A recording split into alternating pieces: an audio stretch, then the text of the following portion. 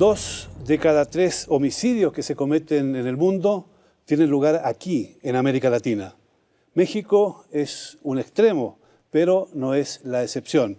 En todas partes crece la violencia, se debilita el Estado de Derecho, aumenta la presencia del crimen organizado y también aumentan las desigualdades sociales, desgraciadamente. Bienvenidos a Claves, y esta es una nueva coproducción de la televisión alemana Deutsche Welle y el canal Capital de Bogotá. Mi nombre es Gonzalo Ernesto Cáceres y en la moderación está conmigo Omaira Morales del canal Capital. Como siempre, bienvenido a esta su casa, Bogotá. Vamos con nuestros invitados. Saludamos a Esther Rebollo, ella es periodista española, directora de la agencia de noticias EFE en Colombia. Antes ocupó este cargo en Bolivia, Perú y también en el sudeste asiático, Pacífico. Ha trabajado como periodista en países como Venezuela, Cuba, Chile, Trinidad y Tobago. Bienvenida. Muchas gracias. También saludamos a Catherine Aguirre Tobón, es economista, maestra, investigadora en temas relacionados con la violencia y el desarrollo. Es investigadora asociada del Centro de Recursos para el Análisis de Conflictos CERAC de la Fundación Ideas para la Paz en Colombia y también en Brasil del Instituto Garape. Bienvenida también. El señor Javier Zurliza, director para América Latina y el Caribe de International Crisis Group. Es abogado de la Pontificia Universidad Católica del Perú con maestría en Política Internacional de la Universidad de Warwick. En Inglaterra fue secretario general de la Comisión Andina de Juristas y secretario de la Comisión para la Verdad y la Reconciliación de Perú. Siempre bienvenido. Un placer estar con ustedes. Alfredo Fernández de Lara Gaitán. Gracias por acompañarnos, internacionalista y latinoamericanista, investigador mexicano, con una licenciatura en Relaciones Internacionales de la Universidad de Quintana Roo. En México tiene una especialización en ciencia política por la Universidad de Salamanca, España. Realizó una maestría en política pública comparada en la Facultad Latinoamericana de Ciencias Sociales, Flaxo, en México. A todos bienvenidos. Y el narcotráfico, la corrupción, la violencia, la debilidad del Estado de Derecho y de la democracia no es solo un asunto de México. También vivimos experiencias similares en otros países de nuestra región. ¿A qué se debe esto? ¿Hay una copia de lo de México o al revés? México es la expresión de todo lo que está pasando en América Latina. No es fácil encontrarle una explicación a la violencia de todos los países y en todas sus formas, pero hay 3 elementos que cruzan la región y que explican lo que tú señalabas en la introducción, que América Latina es la región con la mayor incidencia en una serie de modalidades delictivas y especialmente el homicidio. 8 de las 10 ciudades con la mayor tasa de homicidios en el mundo están en esta región. Y esas 3 razones son: la primera, la profunda desigualdad que aqueja a nuestros países. Somos de las regiones más desiguales del mundo. Tenemos dentro de nuestros países a los que tienen el índice Gini peor determinado. La segunda es una transformación de las economías ilegales que ha ocurrido en los últimos 15 años a partir de la actividad de los carteles de la droga, de actividades como la minería ilegal, de la extorsión. Y la tercera es una institucionalidad muy frágil que hace que muchos ciudadanos no sientan que cumplir la ley sea una obligación. La ley es casi un dato, una sugerencia.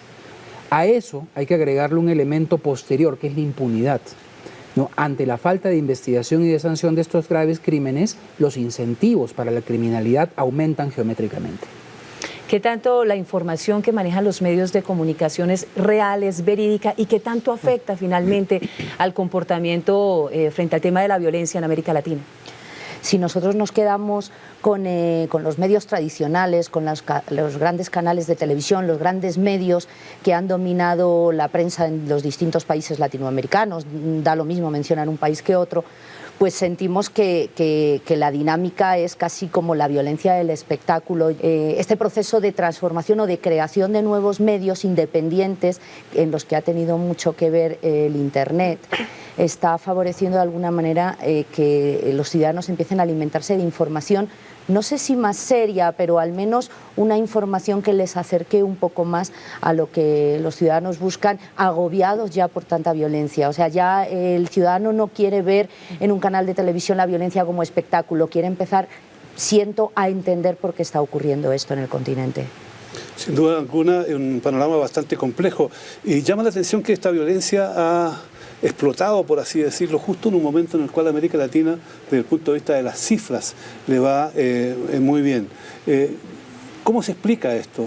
Por un lado, las economías funcionan a alto nivel, grandes rendimientos, pero por otro lado desigualdades y al mismo tiempo violencia. El indicador que se ha hablado siempre, y de hecho estudios sociales, el que más indica es el de la desigualdad. Y en ese punto la desigualdad en Latinoamérica no está mejorando, tal como indicaba Jairo, esta situación, Latinoamérica es una de las regiones más desiguales, pero yendo un poquito más allá, yo quisiera también, por ejemplo, pensar no solamente en términos de desigualdad, en términos de económicos, sino desigualdad en el acceso a servicios sociales. Si el Estado no es capaz de llegar a los puntos aislados de ciudades o del área urbana, ahí va a haber un caldo de cultivo que puede permitir diferentes expresiones de la violencia. Y también, por ejemplo, yo también podría pensar en desigualdad en prestación de servicios de seguridad y justicia. Cuando uno no tiene ese acceso, van a haber muchas posibilidades para que resurjan diferentes tipos de violencia en las ciudades y los países. Y sin duda alguna, lo que sucede en México no tiene por qué repetirse de igual forma en otro lugar, pero ¿podemos aprender algo de la situación de México? ¿Qué se debería aprender de México? A ver. Creo que hablar de país es un problema, porque dentro de cada país hay muchas particularidades. La geografía de la violencia es sumamente diversa. México es un buen ejemplo. Uno tiene lugares en donde la tasa de homicidios tiene niveles europeos, otro donde se dispara tremendamente. Lo mismo ocurre en Colombia. Creo que lo que ha pasado en México, yo lo calificaría como una especie de tormenta perfecta, ¿no? Es una proliferación de pequeños carteles. Luego de que el gobierno de Calderón lanza la ofensiva militar, se produce una dispersión de los carteles. Es el fracaso o el carácter totalmente incompleto de las reformas que se emprenden. Es además un gobierno que privilegió un discurso sobre la realidad, es decir, se dedicó a una operación más de relaciones públicas y de imagen, más que atacar los problemas, y junto a un Estado como Guerrero que tiene una serie de condiciones objetivas, históricas y sociales que explican por qué allí hay un epicentro de violencia. En todo caso, la experiencia mexicana nos trae a los latinoamericanos ante un par de disyuntivas, ¿no? La primera es cuál es la relación entre criminalidad y regímenes centralizados o descentralizados, ¿no? Como bien dices, la federalización de México hace que sea muy difícil para el gobierno central atacar problemas locales, ¿no? Pero no solamente en México, aquí en Colombia. La mayor parte del presupuesto público se ejecuta a través de departamentos y municipios. Cuando uno quiere hacer inversión social en esas zonas, tiene que pasar por entidades territoriales. En algunas zonas como Medellín puede funcionar, en otras zonas como la Costa Caribe o eventualmente Cali puede no funcionar. Depende de qué tan eficaz es la autoridad o qué tan corrupta sea. Entonces, esa es una primera lección. La segunda es que la inversión social y económica no es suficiente, ¿no?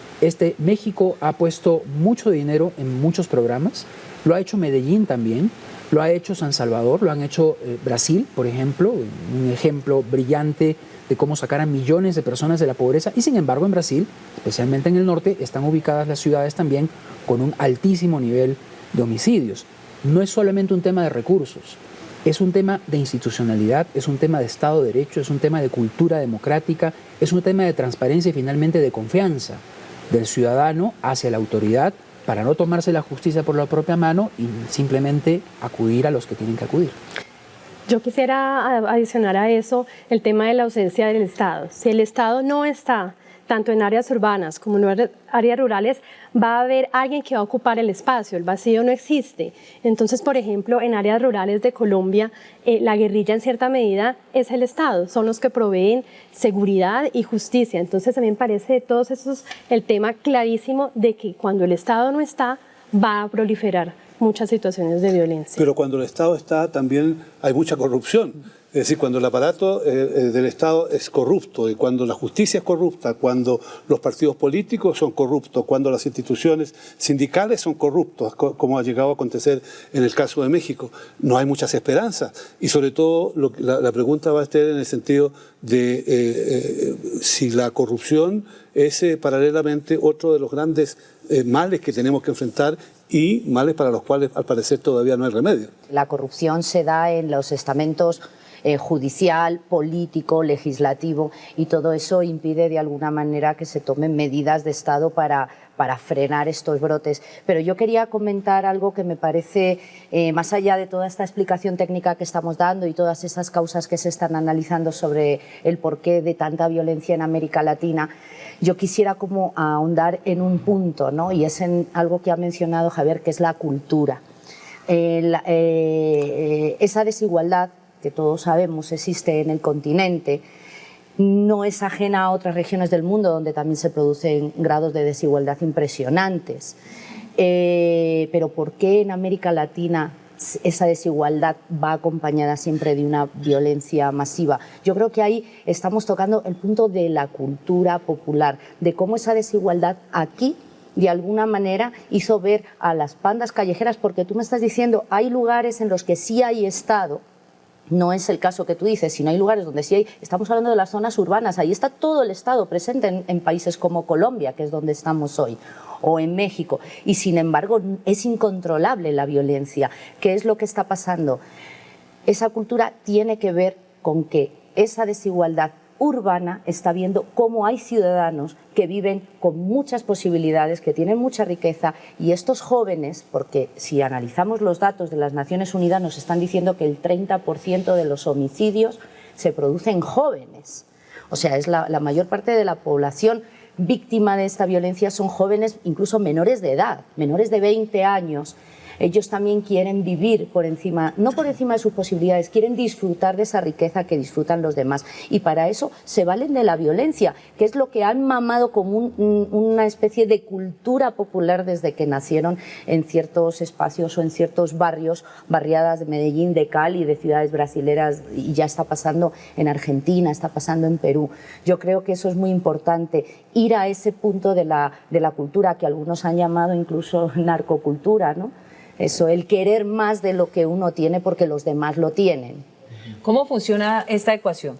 Que a medida en que mejoran las condiciones económicas, de ingresos y demás en nuestras regiones, en vez de mejorar la situación de seguridad y de reducirse la violencia, sucede todo lo contrario, se dispara. De pronto la desigualdad genera también aspiraciones, ¿no? Lo que mencionaba Esther, hay incluso un informe del PNUD manifiesta esto de la delincuencia aspiracional, ¿no? No necesariamente hay que criminalizar la pobreza. O sea, hay jóvenes que tienen empleos precarios, hay que decirlo porque son empleos precarios, y que al no poder acceder, no sé, a ciertas cuestiones que ven en sus pares, como un celular, una computadora, o cuestiones que son parte también de las necesidades, no necesariamente básicas, pero sí que los individuos se van generando, ven en el crimen organizado la posibilidad de acceder a este tipo de cuestiones. No por nada es que gran parte del sicariato, pues precisamente lo encontramos en jóvenes, ¿no? O en el caso de México, gran parte de los digamos, del ejército, por decir de una forma, que tienen los grupos del narcotráfico, son jóvenes. Entonces, son jóvenes que a veces dicen, bueno, si puedo vivir bien 2 años de mi vida a una vida que está condenada a la pobreza porque tengo una violencia estructural que se manifiesta desde el barrio donde vivo, en el que no hay oportunidades, que se manifiesta en la falta de acceso a educación de calidad y a empleos de calidad, pues prefiero vivir quizás 3 años a una vida llena de pobreza, ¿no? Entonces,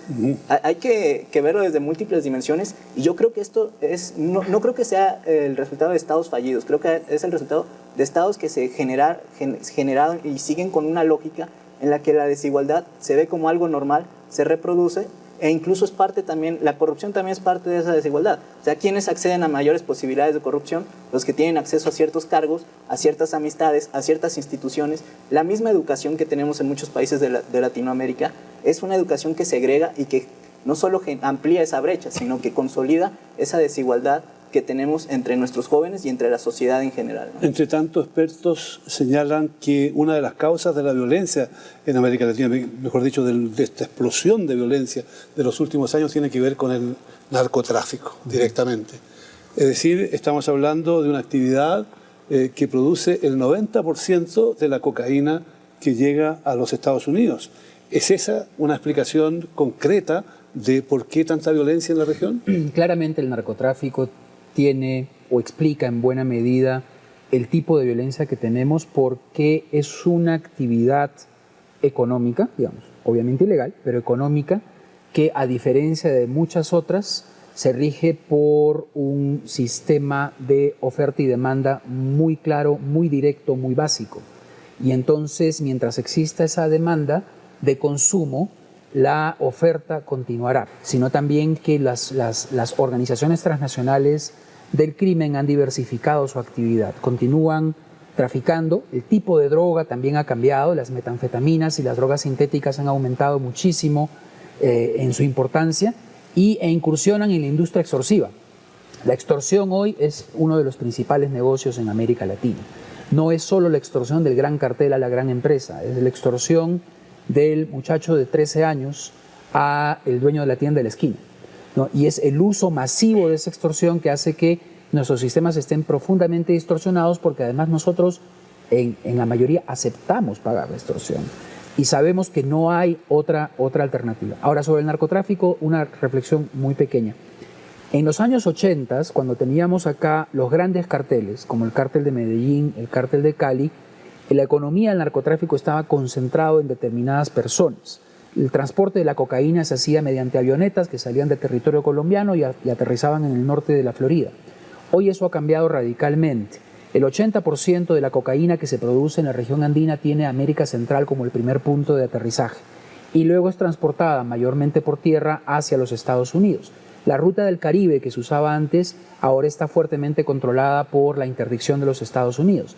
Eso hace que América Central y en buena medida México se hayan convertido en lo que son los lugares en donde se disputa el control del narcotráfico y de los ingresos del narcotráfico.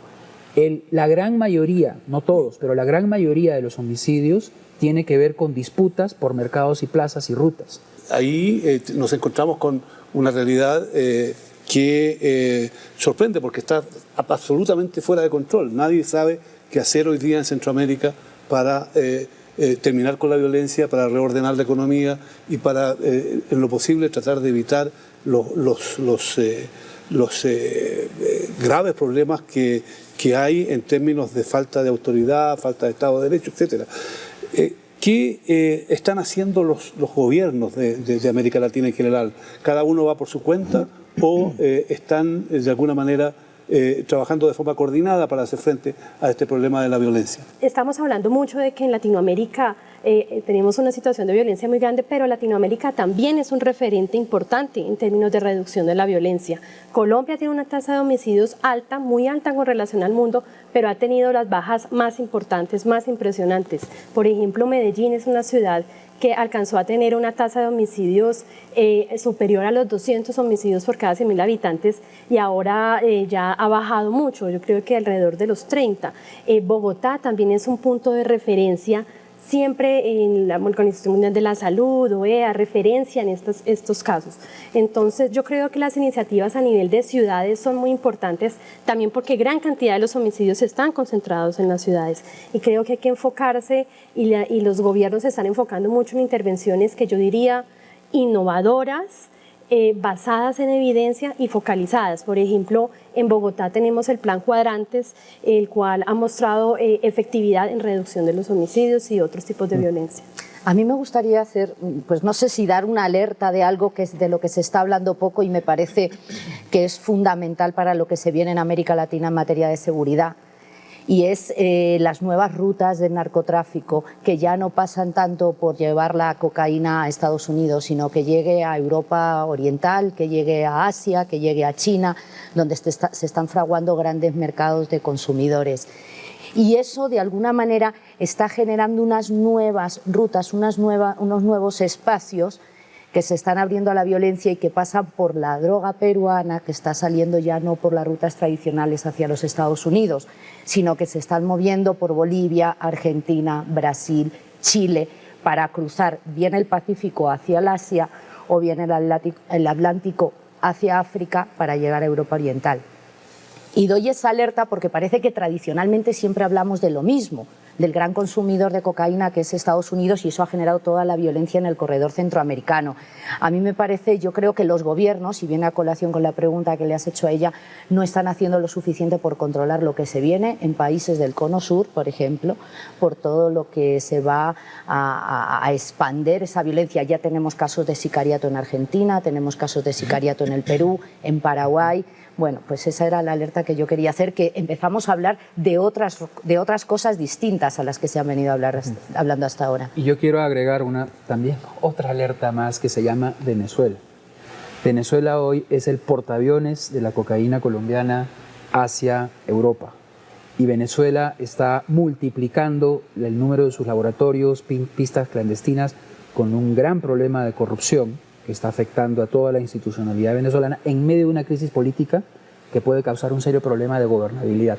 ¿Y cómo se puede demostrar esa afirmación? Por los precursores químicos que han sido encontrados en las rutas, por la cantidad de narcotraficantes de mediano y alto nivel que son detenidos en Venezuela, por el origen de la cocaína que es fabricada y luego incautada en Europa. Hay una serie de evidencias que muestran que, y además por la disparada del consumo y la tasa de homicidios, Caracas hoy es la segunda ciudad, después de San Pedro de Sula, más violenta de América Latina, más violenta del mundo, ¿no? Y es una ciudad grande, de un país mediano, consolidado. Ojo con la implosión política en Venezuela, porque eso nos puede generar una inestabilidad regional en donde el narcotráfico va allí en donde no haya gobernabilidad.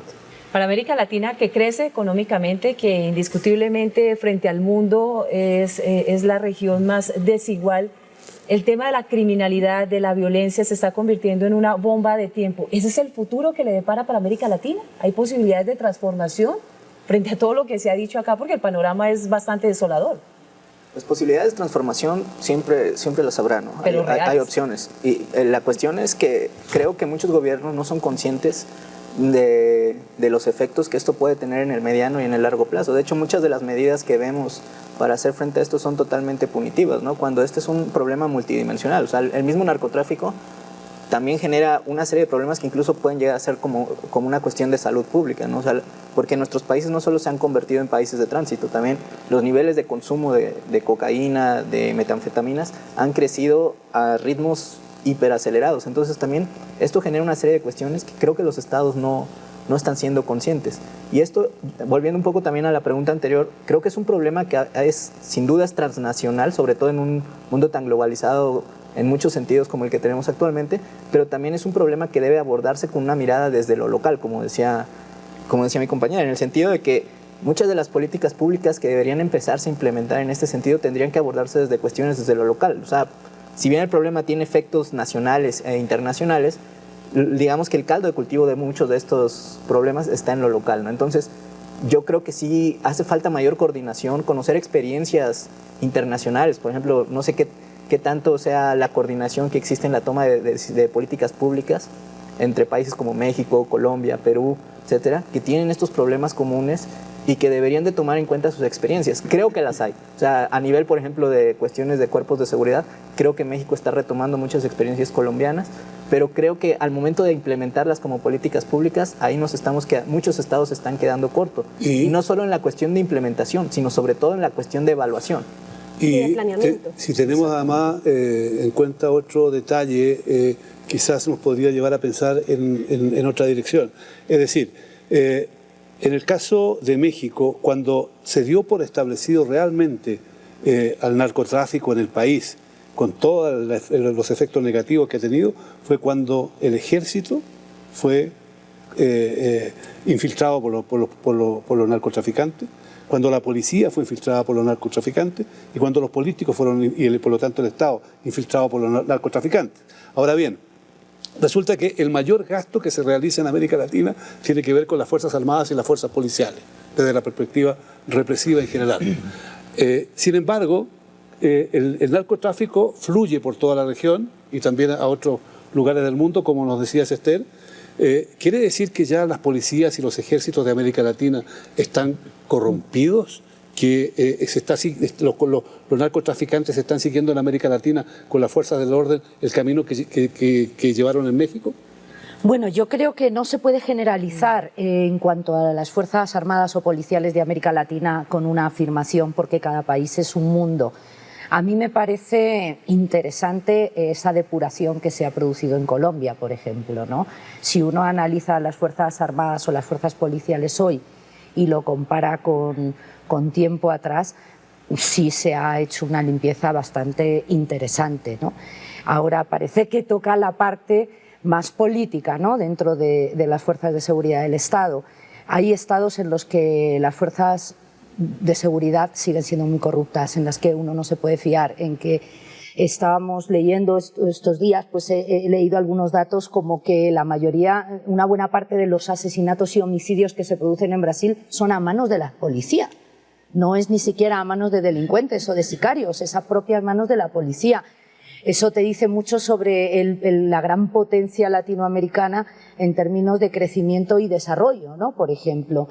Pero hay otros países donde el narcotráfico, que va asociado a otros crímenes como es el tráfico de personas, como es el tráfico de armas, como es la tala ilegal, como es la minería ilegal, las fuerzas de seguridad están involucradas, porque si no uno no se explicaría por qué sigue existiendo.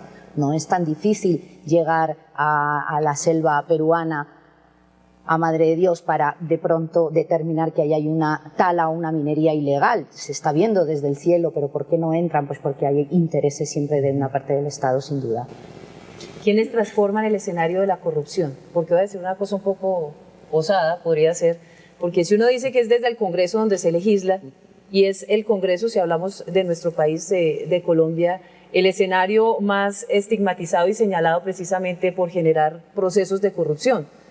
¿Cómo se transforma el escenario de la corrupción? Si desde quien legisla, desde quien transforma, quien tiene el poder, ya está invadido de este flagelo, infortunadamente. Bueno, la corrupción tiene muchas manifestaciones, ¿no? Estamos hablando de la penetración del Estado por parte de organizaciones transnacionales, criminales, y en ese sentido, obviamente, hay muchos niveles de comunicación entre el Estado y la criminalidad. Uno, el grande, que se expuso en Colombia a partir de la parapolítica, ¿no?, la compra directa de políticos de primer nivel, y otra en micro, que es la policía municipal en México, las delegaciones y las comisarías en el Perú. La policía en Colombia todavía tiene serios problemas de corrupción en algunas ciudades. El problema es que cuando esas dos se conectan, la macro y la micro, es que estamos ante una corrupción generalizada. Pero yo creo, como decía Esther, que no hay que generalizar.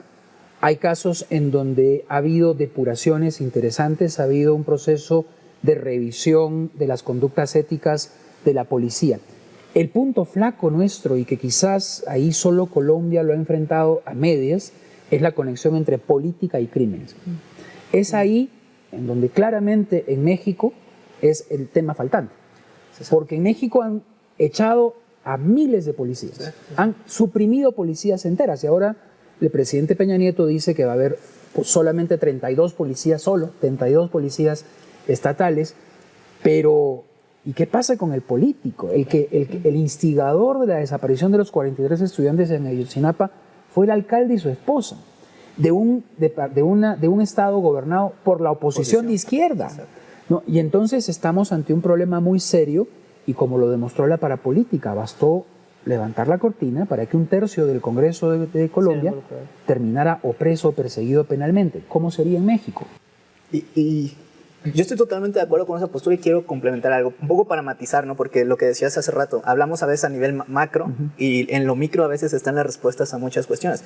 La cuestión del narcotráfico y la penetración del narcotráfico en política y en seguridad pública en México no es nueva. O sea, si uno se remonta a los orígenes del narcotráfico en México, lo encuentra desde los años 50, 60, producto incluso de incentivos generados por Estados Unidos para cuando estaba en la guerra de Vietnam, por ejemplo, de que se sembrara en estados como Sinaloa, Durango, Chihuahua, el Triángulo Dorado, se conoce esta zona, amapola para generar medicinas. Pero la penetración incluso... Opio, sí. Gobernadores de estados como Sinaloa o Jalisco, que desde los 60, 70 se sabía que tenían una conexión fuertísima con el narcotráfico, y de hecho la penetración del ejército es menor a lo que se podría pensar. De hecho, si uno evalúa, sobre todo antes de lo del caso Ayotzinapa o de la ejecución extrajudicial de Tlatlaya en el Estado de México, una de las instituciones en la que más confían los mexicanos es precisamente en el ejército. Entonces, en todos nuestros países, sí, el sí, ejército es el primero. Y la cuestión, el ejército se ha deteriorado mucho su visión, sobre todo porque desde que Calderón decidió sacar a combatir al ejército de manera directa, esto también ha tenido muchos costos porque el ejército no está preparado ni capacitado para ese tipo de cuestiones. Entonces, aquí también la cuestión es, se sanciona mucho, se critica mucho a las fuerzas públicas porque son la parte visible y obviamente están penetradas a un nivel excesivo de corrupción. Pero los políticos también. Y lo que ha demostrado, yo creo que esa es una de las cosas que muestra mucho el caso de México, es que la corrupción no era de un solo partido, como antes se le atribuía al PRI.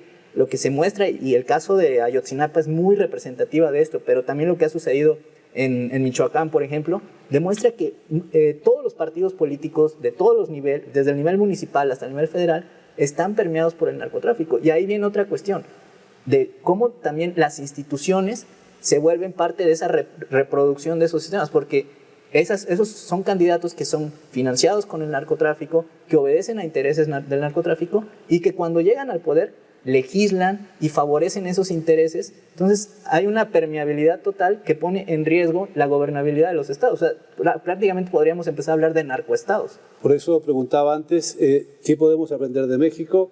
El resto de los países de América Latina. Pero quizás hay un punto en el cual para muchos resulta atractivo aprender, que es el rol que ha asumido en México la sociedad civil. ¿Cuál debe ser el rol de la sociedad civil en América Latina, o cuál debería ser el rol de la sociedad civil en América Latina para hacer frente a todos estos problemas que nos conducen a la violencia, a las desigualdades y al caos, en definitiva? Yo creo que definitivamente un factor transformador es una verdadera revolución ciudadana, una revolución ciudadana acompañada con educación. Las personas deben tener la capacidad de castigar, por ejemplo, a los políticos corruptos. En Colombia, ahorita este nuevo Congreso está formado en gran proporción por personas que están relacionadas, hijos, familia, y tienen ciertas herencias de los antiguos paramilitares. Entonces, si la sociedad tuviera una mayor formación electoral, pues no se permitiría que eso pasara, por un lado. Y por otro lado, yo creo que un pueblo educado no es un pueblo violento. Ese es un factor fundamental. Un pueblo educado, un pueblo que exija rendición de cuentas a sus alcaldes, a sus gobernadores, a su presidente, y que también sean impulsores de iniciativas de prevención de la violencia en el ámbito comunitario, participando conjunto con la policía. Por ejemplo, esa comunicación de la policía con la comunidad es una fórmula perfecta para poder controlar y reducir la violencia en el espacio local. En nuestro país, y creo que sucede en algunas regiones también, se dice que se tiene el político o el líder que selecciona la comunidad. Y esta pregunta está ligada frente al compromiso de la sociedad civil, porque claro, es importante el tema de la educación, de la reflexión, de la transformación, de la que la ciudadanía se convierta en una veedora. Pero ¿estamos suficientemente maduros o el tema de la desigualdad de los problemas económicos siguen permitiendo que los corruptos lideren esos cargos de transformación en el poder? Y entonces viene el carrusel constantemente y no hay cambio. Sí. Yo creo que uno de los problemas que tienen una buena parte de los países latinoamericanos es un centralismo político, social, de poder, económico. La mayoría de los países del continente, pues, si no, todo lo que ocurre en la capital es lo que ocurre, y lo que ocurre fuera no ocurre porque no se cuenta.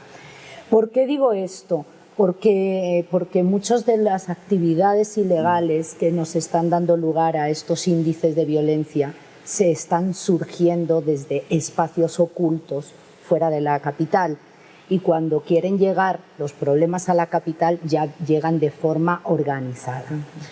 Entonces, ¿qué ocurre? Que en esas regiones, en esas zonas aisladas de las capitales de estos países, pues hay mucha gente que no tiene acceso a la educación, no tiene acceso a la justicia, no tiene acceso a los derechos fundamentales. Entonces, de esa manera, ¿cómo se va a organizar una sociedad civil? La sociedad civil se va a terminar creando a partir de las capitales, de las zonas urbanas, donde hay una capacidad educativa un poco superior, y digamos que la ilusión o el objetivo sería que eso se pudiera trasladar al interior del país, que es el que verdaderamente sufre la mayoría de las veces pues esa violencia y esa desigualdad y todas estos problemas. Hemos hablado de la violencia vinculada a la desigualdad, hemos hablado de la violencia relacionada con el narcotráfico, pero también hay otros tipos de violencia que son dramáticas en nuestra región. Por ejemplo, la violencia contra la mujer. Los casos de feminicidio aumentan, el crimen pequeño también, pero en este caso, con respecto a la mujer, es un caso ya que sobrepasa todas las dimensiones que uno se puede imaginar. ¿Cómo se puede hacer frente a esta realidad? ¿O es que la violencia ya está copando todos los sectores de la sociedad, todos los campos y, en definitiva, simplemente gobierna la ley del más fuerte?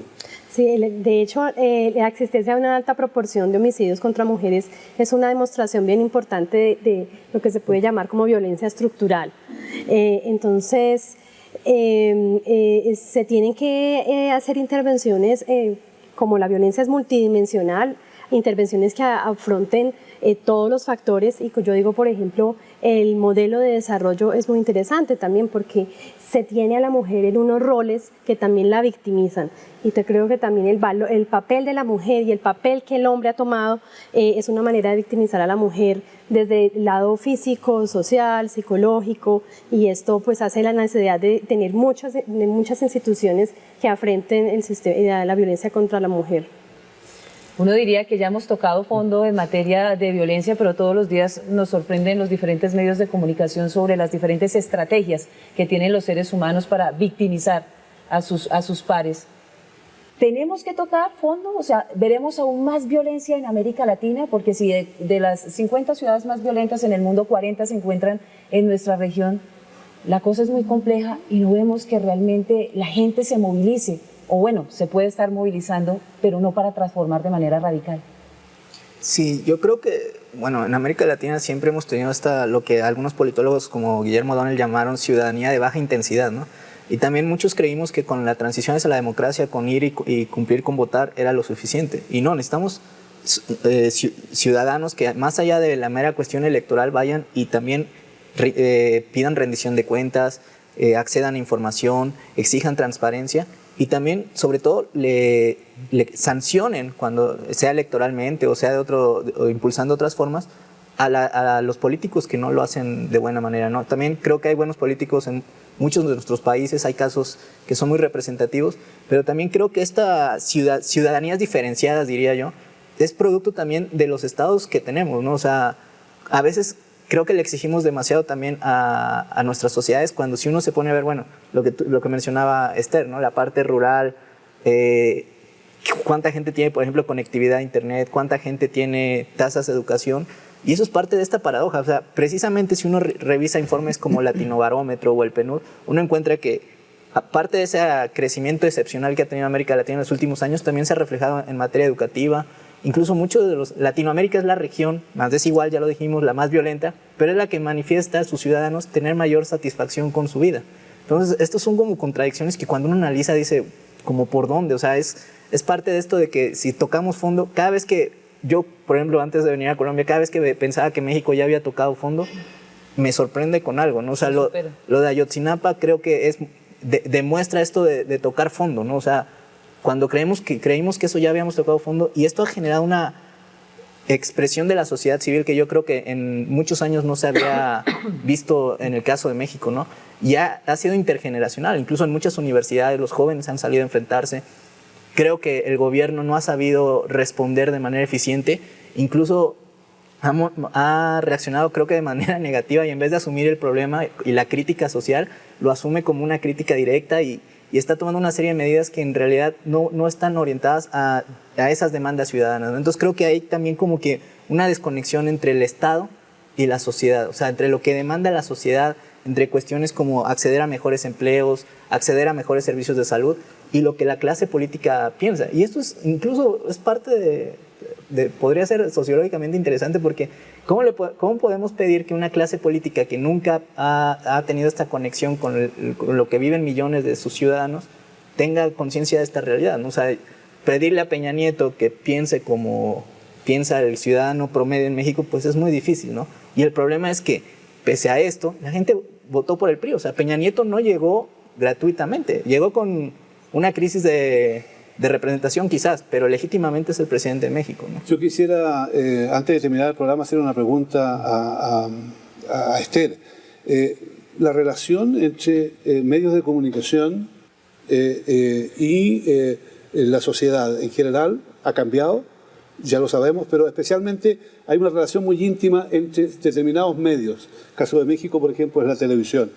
Y también en otros países de América Latina y de Europa, es una televisión que ha estado siempre muy relacionada con la exaltación de los crímenes o viviendo de alguna manera de la sangre que corre por las calles. Este tipo de periodismo es un periodismo que debería terminar. ¿Cómo se debería cambiar para que no se den tampoco las situaciones que se han dado en México, que son extremas con los medios de comunicación, especialmente la televisión privada? Bueno, así empecé de alguna manera mi intervención, celebrando de alguna manera que estén apareciendo nuevos medios en América Latina. Yo creo que es una dinámica mundial, también está pasando en Europa, en Estados Unidos, pero América Latina además yo creo que está destacando por tener medios bien especiales y bien chéveres, porque están dando grandes lecciones de periodismo a medios tradicionales. Pero ¿qué ocurre con la ciudadanía?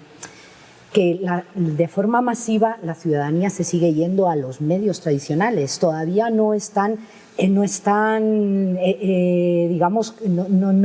contrae ese matrimonio el ciudadano con los nuevos medios que empiezan a contar las cosas desde una mirada de derechos humanos, de derechos ciudadanos, que empieza a inculcar educación, ¿no?, al ciudadano, más que ese espectáculo en forma de sangre y violencia que lo que termina haciendo es o generando una ansia mayor de violencia en la sociedad por la venganza o por el miedo.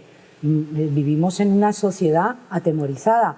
Yo creo que aquí todos en algún momento pues se ha pensado en no voy a salir a esta hora sola porque no hay taxi. O sea, estamos hablando de una situación que te da el pánico diario de vida. Y eso cuando América Latina ha entrado al siglo XXI con una carga de violencia extrema y de graves conflictos que no se resuelven en el campo político y también en el campo social y sobre todo también últimamente en el campo de los valores.